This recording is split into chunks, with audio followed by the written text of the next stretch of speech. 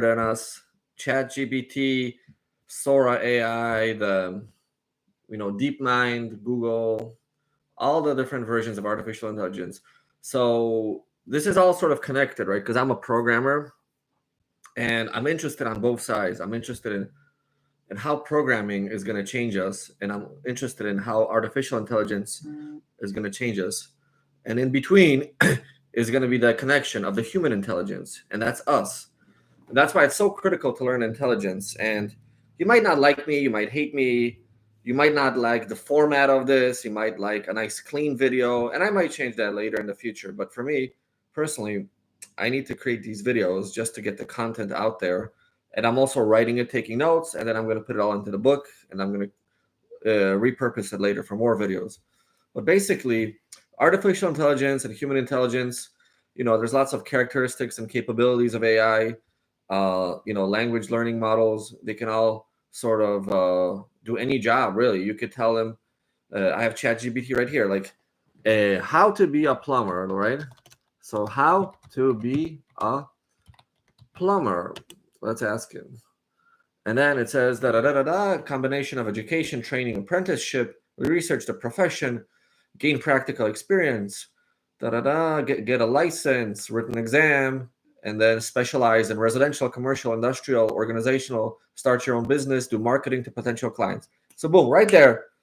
I don't know anything about plumbing, and I already figured out how to get started to be a plumber. And then later I can ask questions, right? How to actually do it. And then later on, it's going to be so advanced. They're actually going to have artificially generated videos of how to do it.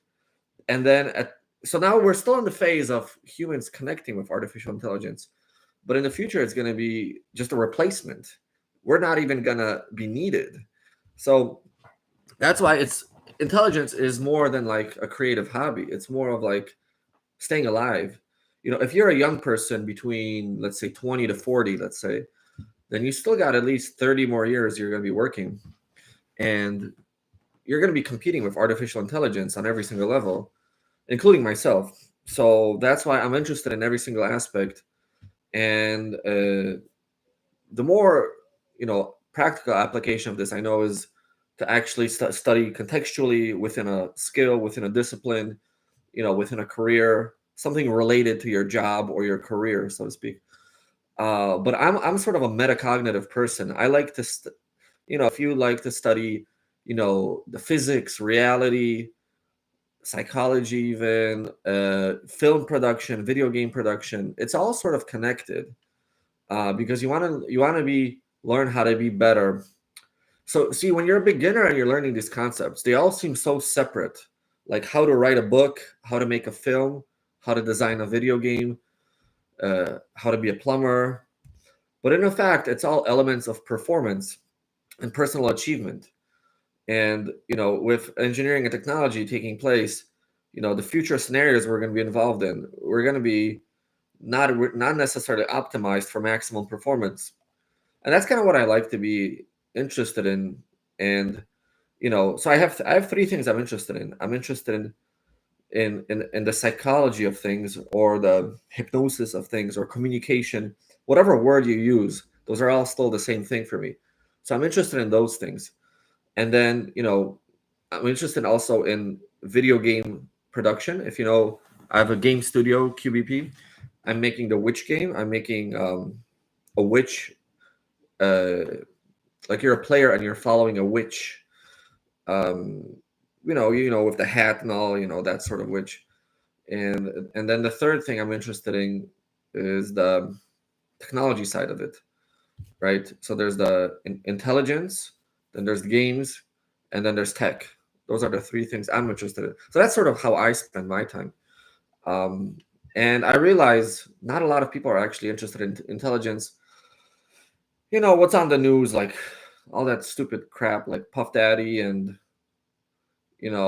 earthquakes and all that, environmental crisis, scientific discoveries. So it's really hard to actually dilate and slow down and think about, the processes of it all, the underlying processes. But that's what I'm here for. And I'm not Jordan Peterson, and I'm not even trying to be, and I'm not left wing, I'm not right wing, I'm not even independent. I'm not involved in politics at all. I just a guy who likes reading books and working hard. I guess that's I would just summarize it as that. I like to read books, write books, and learn about stuff. So I guess if there's one person I can not relate to, but kind of like I check into is like Elon Musk. I kind of like how he's doing, but at the same time, he's working 80 hours a week, and he is, you know, working hard, but also abandoning a whole bunch of other things. And also, he's sort of lucky. He got started off early. Like getting off the ground is the hardest part. So anyway, back on topic: human intelligence versus artificial intelligence. So the difference is, let's see, origin and evolution. Yeah, there's AI is going to evolve over time. So how is AI going to evolve? So AI is it's a dynamic process influenced by technological advancements, research, and research is happening all the time. People are getting PhDs every single day. So every single PhD in the world. So what is that, like 100,000 PhDs per year in the world? And that's gonna all translate to like some sort of research advancement. And even they could be in biology or chemistry. That chemistry is going to be data put into the machine, and then that machine is going to be put into the AI and learning language learning models. Also, augmented reality. If you know Unreal Engine, they're making some sort of overlays with the Apple Vision Pro. The virtual reality. Then there's a layer that's also really hard, but I'm also interested in as a logical solution: machine learning algorithms, particularly deep learning networks, deep deep learning neural networks. So now the language, each word or sentence or a book, even a book is a piece of data, and that's going to be sort of like handling complex tasks and making predictions from limited data, or even not even limited. What even Elon Musk actually said, his learning bots ran out of data. That's why he's running around America with 10,000 cameras, collecting the real world into cameras, into video, into data, because all the written stuff. Do you remember the CAPTCHA stuff? The CAPTCHA, like prove you're a human, you're not a robot.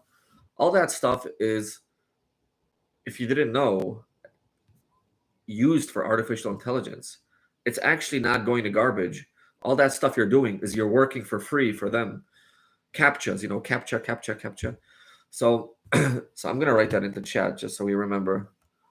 So, CAPTCHAs is us doing AI work for free. AI is going to integrate with other technologies such as robots. Robots are going to, we already have sort of robots. We have the microwave, the toaster, the oven, the refrigerator. Yeah, they're not smart robots, but they require electricity. Anything that requires electricity, whether it's lithium ion or a PCB board, circuit board, whether it's that programmed with software or not, it's going to all, govern the state of AI. And I guess I'm going to keep these live streams a little shorter because I don't have much of an audience right now, but I just want to stay connected. As everything morphs, quantum computing. If you didn't know, my son is named Quantum, and he's going to be involved in quantum computing. And then there's going to be human AI collaboration. So, what do AI take jobs from humans? So, what sort of jobs is AI going to take away from humans? It's going to automate stuff such as assembly lines, data entry, customer service, admin work, efficiency, anything that's made AI-driven automation, specialized skills such as financial stuff with like all the financial people in the industry, they're working on the software to replace them. Basically, we're all working. That's most of the jobs now in the tech, is working on our own replacements. it's kind of interesting. But also, there's good stuff. You can diagnose medical conditions and interpret legal documents without paying for a lawyer. Then there's outsourcing and offshoring, but AI developments in video games even. And that's all I really wanted to say is, so let's on